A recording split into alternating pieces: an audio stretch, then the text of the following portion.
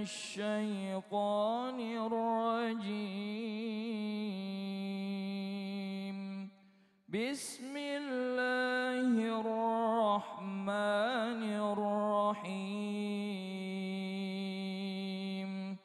بسم الله الرحمن الرحيم ادعوا ربكم تضرعا وخفية ادعوا ربكم تضرعا وخفية إنه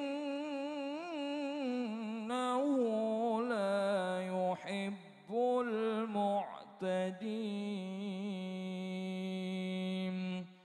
إنه لا يحب المعتدين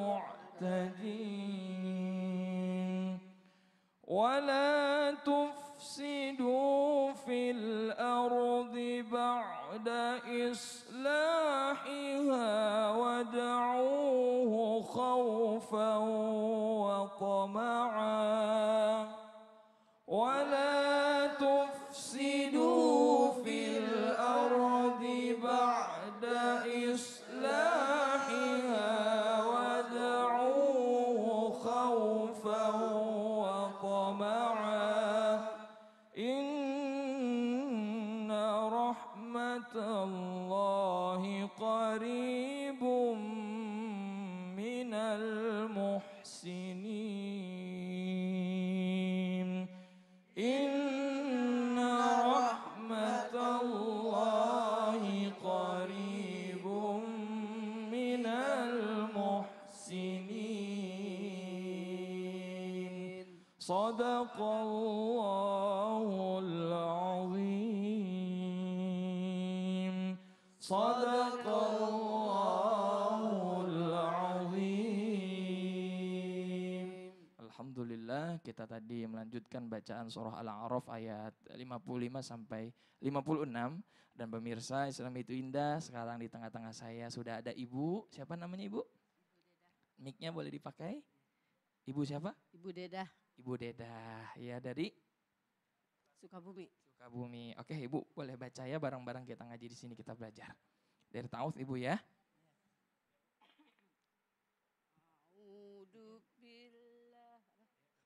A'udzu billahi minasyaitonir rajim. Bismillahirrahmanirrahim. Wad'u rabbakum tadarru'an wa khufyah. Wa khufyah, langsung gitu ya Bu ya. Jangan wa khufyah, jangan dipanjangkan. Ayo ulang lagi boleh. Wad'u rabbakum tadarru'an wa khufyah. Innahu la yuhibbul mu'tadin. Sadaqallahul adzim. Masya Allah, ini tadi Ibu bagus ya Bu ya, suaranya dilatih lagi Bu ya. Cuma tadi ada beberapa huruf yang memang masih, oh Ibu bukan guru ngaji, enggak apa-apa Bu, kan sama-sama belajar ya Bu ya. Iya, jadi khususnya yang pertama ya di huruf dho. Coba dho Ibu bareng-bareng, dho. Dho itu letaknya ya bukan seperti, atau pengeluaran katanya itu bukan seperti do. Do, bukan do re mi, bukan. Tapi dho, lidah yang sebelah samping sini Bu, mohon maaf nih ada lidah. Saya menjulur di TV ya. Sebelah kanan sini tempelkan ke gigi belakang atas. Dho. Waladhdallin. Sama-sama. Waladhdallin. Coba Ibu. Waladhdallin. Nah, seperti itu Bu ya. Dan sama satu lagi tadi huruf dha. Ingat nih lagi-lagi. Ingat dha. Dha itu letaknya ya gigi ditempel di ujung gigi seri. di sini ya, nggak apa-apa ya, jelek-jelek. Contohkan di sini ya. Terus lidahnya agak dimajukan, za, za. Jadi bukan, kadang orang salah ya nyebut za itu jadi ja atau da. Ya, jadi keta ya, ini za. Coba bareng-bareng, saya mau coba nih contoh nih, saya coba tes. Za, Ibu. Za. Za. Agak maju sedikit giginya za. Za. Bagus, ini Bu. Za. Za. Za. Iya, nggak apa-apa Ibu. Bagus. Satu lagi. Za. Bagus, Ibu. Da. Za. Da. Za. Da. Za. Za. Za. Iya. Iya, ini kadang-kadang emang merasa juga kalau giginya nggak ada. Ayo enggak gitu. Za udah bisa ya Bu Tapi ya. Bu, saya sering, Mas Fadli, saya Ah. sering bangga dengan artinya nenek-nenek Heeh. yang memang, mohon maaf ya, ini bukan kekurangan, tapi memang ini giginya sudah tidak ada, tapi dia mau belajar. Masya Allah, makasih banyak Ustaz. Insya Allah ya. maaf wanhu dan Amin. insya Allah mudah-mudahan kita berkah Amin. Ibu yang ngaji sama-sama ya Bu ya. Amin. Insya Allah bisa Masya masuk surganya Amin, Allah. amin, amin ya robbal alamin. Amin. Asal jangan ketiduran aja Bu tadi bawahan dikit ya. Makasih banyak Ustaz Abdul Kafi. Silakan Ibu boleh duduk lagi jamaah. Kita lanjut lagi ya Bu ya, mau Bu? Kalau ngomongin masalah surga enak apa nggak enak Bu? Enak ya Bu ya? Mau surga yang mana Bu? Paling atas atau paling bawah? Paling atas. Paling atas, yang paling enak ya Bu ya, ini Masya Allah luar biasa. Kalau tadi kita dengar udah guru-guru kita bicara masalah tentang orang-orang yang datang ke pasar di surga, balik-balik jadi ganteng ya. Banyakan laki-laki makin ganteng, udah Makasih. ganteng makin ganteng. Nah tadi di sana katanya kena angin dari utara yang bikin wajah makin ganteng. Terus apa lagi sih yang bikin kok orang-orang tuh yang balik dari sana itu bisa makin ganteng, makin gagah, makin cakep. Yuk kita minta penjelasannya kembali nih. Dari guru kita Ustadz Maulana, mohon izin Ustadz. Apalagi yang ada di sana Ustadz, silakan. Bismillahirrahmanirrahim. Jamaah. Oh jamaah. Ada apa di dalam surga? Ada pasar. Ada apa di dalam pasarnya di surga? Ini. Di dalam pasar yang ada di surga ada malaikat. Ada banyak malaikat di sana. Kita belum pernah melihat malaikat. Ibu mau melihat malaikat? Datanglah di pasar. Di pasar mana? Di pasar surga. Insya Allah. Amin. Amin. Amin. Mau dapat, makanya kita selalu berdoa. Rabbana atina wa fil hasanah wa qina kebaikan di dunia, kebaikan di akhirat, dan terhindar dari api neraka. Jadi 3 kita dapat, pasti masuk ke pasar itu. Kalau kita dapat kebahagiaan dunia, apa itu? Nikmat bisa beribadah. Itu sebenarnya kenikmatan menjadi hamba Allah. Bukan hamba harta, bukan hamba urusan, bukan hamba kerjaan, bukan hamba perut, bukan hamba manusia, tapi hamba Allah itu kebahagiaan. Kemudian kalau kita bisa bahagia di akhirat, bisa mendapatkan kenikmatan di akhirat. Mulai dari di kuburan aja sudah merasakan, saya kira ini sudah di surga. Belum, masih di kuburan. Hebat loh. Di dalam surga terdapat segala hal, apa yang ada di sana? Mau tahu? Segala yang tidak pernah dilihat mata. Segala yang tidak pernah didengar telinga. Dan bahkan tidak pernah terlintas dalam pikiran kita. Ustadz, apa yang ada di surga? Apa yang ada di surga? Apa yang tidak pernah kau lihat? Waduh. Apa yang tidak pernah kau dengar? Bahkan apa yang tidak pernah terlintas dalam pikiran kita. Dan ketahuilah di dalam surga kita akan membawa segala sesuatu yang kita kehendaki. Kan di sini kan belanja-belanja kan? Masa enggak ada, ambil aja. Saya mau bikin pasar begitu. Silakan ambil aja, tapi pakai voucher. Kalau tidak, borong itu diambil semua. Kan gitu. Giliran gratis, giliran bayar, berapa harganya? Nawar, bertengkar. Berapa? Bertengkar. Tapi giliran aku kata, hari ini gratis. Masih gitu. Masih gitu. Ada sahabat saya ikuti terus beliau. Saya mudah-mudahan bisa mengamalkan atas apa yang dilakukannya. Kalau beliau masuk di satu warung, restoran, semua yang makan di situ, gak usah bayar ya, saya sudah bayarin semua. Kalau ada penjual bakso lewat, gerobak, langsung ditahan. Heh, hari ini saya beli semua. Ayo, makan semua. Yang tadinya aku nggak makan bakso. Tiba-tiba gratis, hei aku makan. Itu. Jadi tidak bayar, ambil aja. Membawa segala sesuatu yang dikendakinya. Itulah suasana pasar di surga.